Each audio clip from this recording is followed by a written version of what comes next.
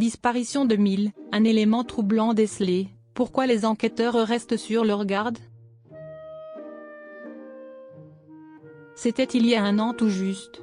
Alors qu'ils profitaient de leurs vacances, les Français apprenaient la disparition du petit Émilie, garçon de 2 ans ayant échappé à la vigilance de ses grands-parents. S'il a été retrouvé sans vie, le mystère autour de sa mort reste toujours entier. Voilà un anniversaire que l'on aurait jamais voulu connaître. Il y a un an tout juste, la France retenait son souffle en apprenant la disparition d'un garçonnet de 2 ans appelé Émile.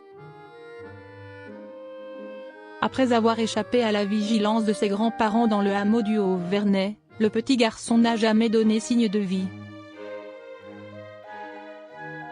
Des battues, dont un gendarme a pointé une erreur, des recherches, des interrogations, des perquisitions n'ont malheureusement pas permis de mettre sur une piste.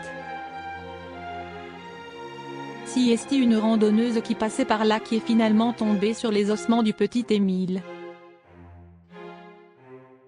Cette dernière, complètement bouleversée par sa découverte, a tout de suite su que le crâne qu'elle venait de découvrir était bien celui du petit garçon.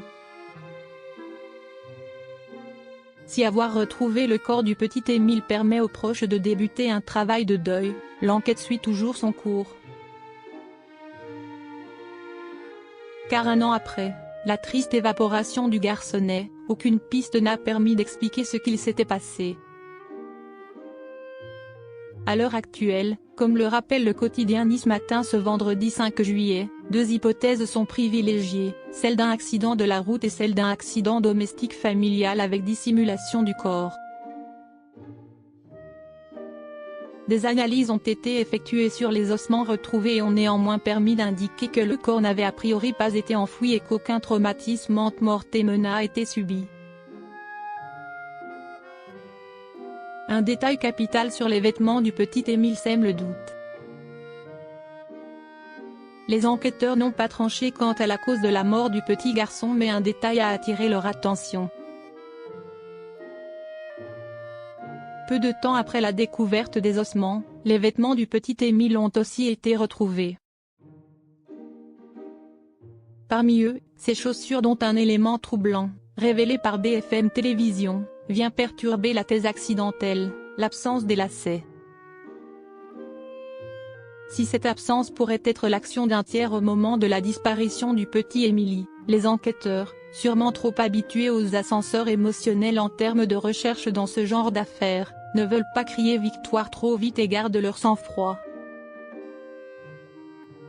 Comme le précise Nice Matin, les spécialistes des faits divers le savent, des faits, apparemment troublants, trouvent parfois, en matière de criminologie, une explication logique. Le corps d'Émile n'a pas été rendu à ses parents. Un an après sa disparition et plus de 3 mois après la découverte du corps d'Émile, ce dernier n'a toujours pas été rendu à ses parents, et ce, en dépit de l'acte de décès signé par le maire du Haut-Vernay François Balic. L'enquête étant toujours en cours, tous les éléments concernant le petit garçon, les ossements et les vêtements notamment, restent des pièces à conviction, rappelle Nice Matin. Ils peuvent à tout moment faire l'objet d'analyses tant que l'enquête n'est pas clôturée. Comme si la situation n'était pas suffisamment difficile à vivre, les parents Marie et Colomban vont devoir encore s'armer de patience avant de récupérer le corps de leur petit garçon.